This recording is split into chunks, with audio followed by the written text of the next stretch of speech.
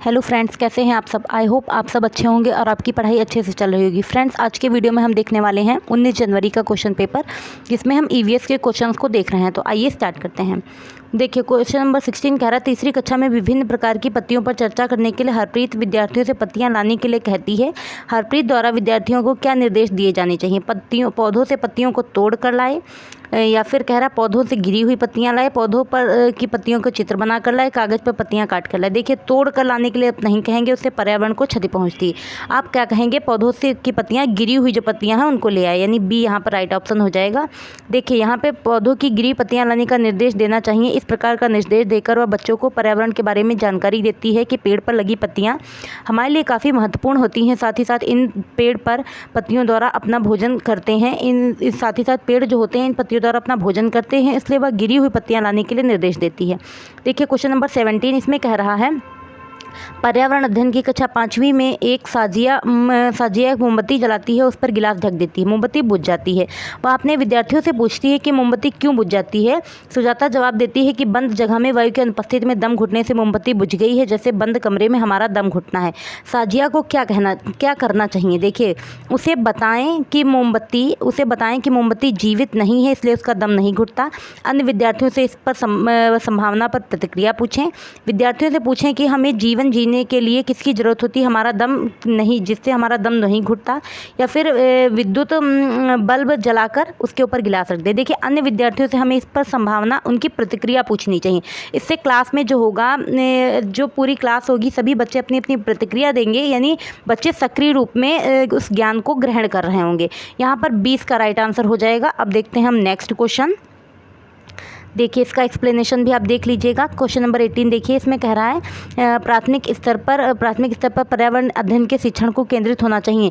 पर्यावरण अध्ययन की परिभाषाओं तथा प्रत्ययों को याद करने पर, पर्यावरण अध्ययन के आकलन परीक्षणों में सफलता प्राप्त करने पर, छात्रों को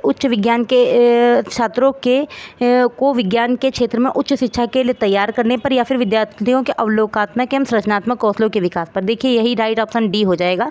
प्राथमिक स्तर पर पर्यावरण अध्ययन के शिक्षण को विद्यार्थियों के अवलोकनात्मक एवं सृजनात्मक कौशलों के विकास करने पर केंद्रित होना चाहिए। प्राथमिक स्तर पर पर्यावरण अध्ययन के अंतर्गत यह विचार किया जाता है कि बच्चों को उनके परिवेश की वास्तविक परिस्थितियों के अनुभव दिए जाएं, जिससे वह उनके जुड़ें, उनके प्रति जागरूक हो, उनके महत्व को समझे, प्राकृतिक, भौतिक, सामाजिक तथा सांस्कृतिक एवं वर्तमान पर्यावरणीय मुद्दों के प्रति संवेदनशील बने। क्वेश्चन नंबर 19 देखिए, इसमें कह रहा है, निम्नलिखित में से कौन से सीखने का सिद्धांत है, यह व्याख्या करते हैं कि बच्चे कैसे सीखते हैं। बच्चे सीखना नहीं चाहते, इसलिए शिक्षकों को इन्हें प्रेरित करना चाहिए। बच्चे स्वाभाविक रूप से सीखते हैं, सीखने के लिए प्रेरित होते हैं और सीखने में सक्षम होते हैं। बच्चे स्कूल में सीखते हैं और हर बच्चे को स्कूल भेजना चाहिए। बच्चे अपना अर्थ बनाकर सीखते हैं और विभिन्न प्रकार से सीखते हैं। तो देखिए, यहाँ पर क्या हो जाएगा, एक्सप्लेनेशन देख लीजिए, आपका आंसर आ जाएगा।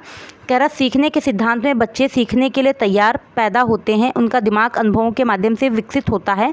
बच्चे स्वाभाविक रूप से सीखने के लिए प्रेरित होते हैं और सीखने में सक्षम होते हैं, इसलिए उन्हें खेलने और सीखने के बहुत तरीकों के साथ उत्तेजक वातावरण की आवश्यकता होती है जो उन्हें मिलता है। बच्चे स्कूल में भी सीखते हैं, केवल पढ़ना और लिखना ही नहीं, बल्कि सामाजिक कौशल भी सीखते हैं, इसलिए बच्चों को स्कूल भेजना चाहिए। बच्चे अपना अर्थ स्वयं बनाकर सीखते हैं, विभिन्न प्रकार से सीखते हैं। तो राइट ऑप्शन इसका सी हो जाएगा। अब देखते हैं क्वेश्चन नंबर 20। इसमें देखिए, कह रहा है, प्राथमिक स्तर पर विज्ञान एवं सामाजिक अध्ययन जैसे विषयों के स्थान पर पर्यावरण अध्ययन जैसा विषय प्रस्तुत करना, या बच्चों में पर्यावरण के प्रति जागरूकता विकसित करना जरूरी है। बच्चों में पर्यावरण की वृद्धि सीखने के लिए महत्वपूर्ण भूमिका निभाता है, ये सही है। पर्यावरण अध्ययन एक एकीकृत विषय है, जो ये भी सही है, आपने पढ़ा होगा। पर्यावरण अध्ययन बच्चों में उस पर्यावरण का समग्र दृष्टिकोण विकसित करता है जिसमें वे सीखते हैं, ये भी सही है, यानी BCD इसका राइट ऑप्शन होना चाहिए। तो देख लेते हैं इसका राइट ऑप्शन क्या हो जाएगा। BCD means B. तो यहाँ पे प्राथमिक स्तर पर विज्ञान एवं सामाजिक अध्ययन जैसे विषयों के स्थान पर पर्यावरण अध्ययन जैसा विषय इसलिए उपयुक्त प्रस्तुत किया जाता है क्योंकि यहाँ पे देखिए, तीनों कंडीशन जो भी क्वेश्चन में हमने सही की हैं, वही वाली यहाँ पे दी हैं, इनको पढ़ लीजिएगा। अब देखते हैं हम नेक्स्ट क्वेश्चन आज का। देखिए नेक्स्ट क्वेश्चन 21 नंबर कह रहा है, थोड़ा बड़ा कर लेते हैं जिससे आपको आसानी से दिखे। कह रहा प्राथमिक स्तर पर पर्यावरण अध्ययन एक विषय के रूप में एकीकृत है। इसका अर्थ है क्या? विज्ञान, सामाजिक विज्ञान तथा पर्यावरण शिक्षण के क्षेत्रों का एकीकरण, यही इसका राइट ऑप्शन हो जाएगा क्योंकि सभी विषयों को एक साथ पढ़ा जाता है। कह रहा प्राथमिक स्तर पर पर्यावरण अध्ययन एक विषय के रूप में एकीकृत है। इसका तात्पर्य यह है कि विज्ञान, सामाजिक विज्ञान तथा पर्यावरण शिक्षा के क्षेत्रों का एकीकरण है। पर्यावरण अध्ययन एक एकीकृत विषय है क्योंकि भौतिक के साथ साथ जैविक पर्यावरण की सभी विशेषताओं को शामिल किया गया है। इसके इतने सारे विषयों और क्षेत्रों से इसका संबंध है, इसके दायरे को व्यापक बनाता है। क्वेश्चन नंबर 22 देखिए, कह रहा पर्यावरण अध्ययन किन तीन पर्यावरण अध्ययन के सिद्धांतों पर आधारित है। देखिए पर्यावरण के रूप में सीखना, पर्यावरण के बारे में सीखना, पर्यावरण के माध्यम से सीखना, पर्यावरण के लिए सीखना। तो यहाँ पे देखिए हो जाएगा पर्यावरण के बारे में सीखना, पर्यावरण के माध्यम से सीखना, पर्यावरण के लिए सीखना, यानी यहाँ पे बी इज राइट ऑप्शन हो जाएगा। ये क्वेश्चन रिपीटेड है, आपने पढ़ा होगा, पिछले जो पेपर्स हमने पढ़ाए हैं उसमें क्वेश्चन था। ठीक, तो इसका एक्सप्लेनेशन देख लीजिए। अब देखते हैं क्वेश्चन नंबर 23। इसमें कह रहा शरद विद्यार्थियों को वस्तुएं जो हम बनाते हैं और करते हैं पढ़ाने के लिए उनके घर पर उपलब्ध वस्तुओं के खाली पैकेट लाने को कहता है। कुछ बच्चे सिगरेट और गुटखे के पैकेट लाते हैं। शरद को क्या करना चाहिए? चर्चा करनी चाहिए कि सिगरेट और गुटखा कैसे बनता है। विद्यार्थियों से कहना चाहिए कि सिगरेट पीना, गुटखा खाना बुरी आदत है। सिगरेट और गुटखा सेवन से होने वाले स्वास्थ्य नुकसान के बारे में बताना चाहिए। ठीक है, नुकसान के बारे में ज़रूर बताना चाहिए बच्चे, तभी उस चीज़ को इग्नोर नहीं छुएंगे, उस चीज़ से दूर रहेंगे। विद्यार्थियों से कहना चाहिए कि स्कूल में ऐसी वस्तुएं नहीं लाना चाहिए। तो देखिए चर्चा करनी चाहिए कि सिगरेट और गुटखा कैसे बनता है, और दूसरी चीज़ सिगरेट और गुटखा के नुकसान के बारे में बताओ। ठीक है, तो यहाँ पर देखिए अब हम इसका एक्सप्लेनेशन देख लेते हैं। कह रहा शरद विद्यार्थियों को वस्तुएं जो हम बनाते हैं और करते हैं पढ़ाने के लिए उनके घर पर उपलब्ध वस्तुओं के खाली पैकेट लाने को कहता है। कुछ बच्चे सिगरेट और गुटखे के पैकेट लाते हैं। शरद को यह चर्चा करनी चाहिए कि सिगरेट और गुटखा कैसे बनता है, उनमें कौन कौन सी सामग्री मिलती है जो व्यक्ति के लिए हानिकारक होती है। इसके अलावा सिगरेट और गुटखा सेवन से होने वाले स्वास्थ्य नुकसान के बारे में भी बताना चाहिए। क्वेश्चन नंबर 24 देखिए, कह रहा मल्टीमीडिया के प्रयोग द्वारा पर्यावरण अध्ययन में किसी प्रत्यय को पढ़ाना शिक्षण में सहायक होता है, क्योंकि प्रत्यय को पढ़ाना अधिक सुविधाजनक होता है, या विद्यार्थियों की इंद्रियों को सक्रिय करता है, या फिर यह समय का महत्वपूर्ण ढंग से प्रयोग करता है। इसमें शिक्षक द्वारा बहुत सी तैयारी की आवश्यकता होती है। देखिए मल्टीमीडिया के प्रयोग द्वारा पर्यावरण अध्ययन में किसी संप्रत्यय को पढ़ाना शिक्षण में सहायक होता है, क्योंकि इससे विद्यार्थियों के इंद्रियों को सक्रिय रखता है। देखिए बच्चे कुछ भी अगर देख के सुन के इस तरीके से कर रहे हैं तो उनके माइंड में, अब अगर कोई चीज़ बच्चे सुने उसकी अपेक्षा अगर देख रहे हैं, ठीक है, तो उनके माइंड में जल्दी वो चीज़ें फिट हो जाती हैं। तो इसलिए यहाँ पे क्या है, शिक्षा में मल्टीमीडिया छात्रों के सामग्री के साथ जुड़ने के अधिक अवसर प्रदान कर सकता है। इसके द्वारा उपलब्ध कराई गई पाठ्यक्रम सामग्री से दुनिया भर के छात्र सीख सकते हैं। अब देखते हैं हम नेक्स्ट क्वेश्चन नंबर 25। तो आइए देखते हैं क्वेश्चन नंबर 25 आज का।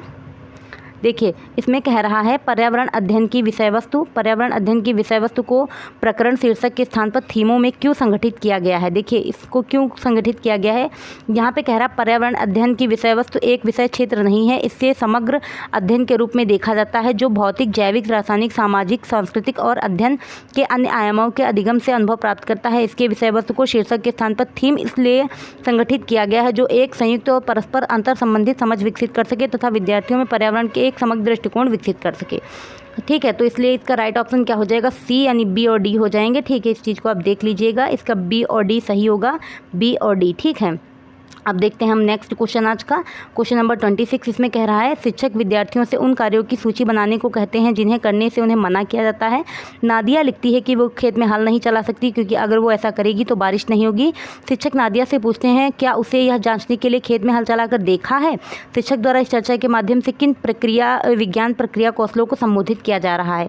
तो देखते हैं इसका हम एक्सप्लेनेशन। क्वेश्चन क्या पूछा रहा है, क्या प्रयोग करना, आकलन, तार्किक अनुमान लगाना। तो यहाँ पे देखिए वो क्या कर रही है, प्रयोग करना और तार्किक चिंतन। यहाँ पे क्या किसकी बात हो रही, ए और सी सही हो जाएगा। अब देख लेते हैं हम इसका एक्सप्लेनेशन। कह रहा शिक्षक विद्यार्थियों से उन कार्यों की सूची बनाने को कहते हैं जिन्हें उन्हें करने से मना किया जाता है। नादिया लिखती है कि वो खेत में हल नहीं चला सकती क्योंकि अगर वो ऐसा करेगी तो बारिश नहीं होगी। शिक्षक नादिया से पूछते हैं क्या उसने यहाँ जांचने के लिए खेत में हल चला कर देखा है। शिक्षक द्वारा इस चर्चा के माध्यम से प्रयोग करने तथा तार्किक चिंतन करने जैसी वैज्ञानिक प्रक्रियाओं के कौशल से संबोधित किया जा रहा है। रहा है। CCE देखिए, CCE क्या है, अब इसके बारे में देखते हैं। छात्रों में कला और एवं शिल्प की योग्यताओं को प्रोत्साहित करना, व्यक्ति की विभिन्नताओं के प्रति विद्यार्थियों में संवेदनशीलता को बढ़ावा देने का एक उपकरण माध्यम, शिक्षकों द्वारा विकसित मानकीकृत टेस्ट परीक्षा, या फिर कह रहा विद्यार्थियों के अधिगम के सभी पक्षों में वांछित परिवर्तनों की मात्रा पता लगाने की प्रक्रिया। D is right option. कह रहा CCE पद्धति में के अनुसार मूल्यांकन विद्यार्थियों के अधिगम के सभी पक्षों को वांछित परिवर्तन की मात्रा का पता लगाने की प्रक्रिया है। यह एक छात्र मूल्यांकन प्रणाली को संदर्भित करता है जिसमें छात्र विकास से संबंधित गतिविधियों के सभी पहलुओं को शामिल किया गया है। यह व्यापक तरीके से मूल्यांकन की निरंतरता और सीखने के परिणामों के मूल्यांकन जैसे दोहरे उद्देश्य पर जोर देता है। अब देखते हैं क्वेश्चन नंबर 28। इसमें कह रहा है निम्नलिखित में से कौन से कथन पर्यावरण अध्ययन को परिभाषित करते हैं। बहुआयामी और एकीकृत विषय, उच्च प्राथमिक कक्षाओं में आने वाले विषयों की पूर्व तैयारी, या फिर आगे देखते हैं हम क्या कहा जा रहा है इसका। देखिए यहाँ पे कह रहा है बच्चे के प्राकृतिक और सामाजिक सांस्कृतिक पर्यावरण के बीच अंतःक्रिया, और फिर कह रहा है पर्यावरण के बारे में तथ्यों का आकलन। तो देखते हैं यहाँ पर कह रहा है पर्यावरण अध्ययन हमारे चारों तरफ की वस्तुएं जिनसे हम घिरे हुए होते हैं, जो हमारे दैनिक जीवन में किसी न किसी रूप से प्रभावित होती हैं, पर्यावरण कहते हैं। पर्यावरण के बारे में विस्तृत अध्ययन करना ही पर्यावरण अध्ययन कहलाता है। यह एक बहुआयामी और एकीकृत विषय है। इसमें बच्चे के प्राकृतिक और सामाजिक सांस्कृतिक पर्यावरण के बीच अंतःक्रिया को दर्शाता है। यहाँ पे देखिए A और C सही होंगे, यानी राइट ऑप्शन डी हो जाएगा। देख लेते हैं A और C दिए क्या है। देखिए यहाँ पे C तो दिया है, बच्चे A देखते हैं सबसे पहले इधर से। देखिए A क्या दिया रखा है, बहुआयामी और एकीकृत विषय, ये सही होगा। ठीक, और देखते हैं क्या सही है इधर।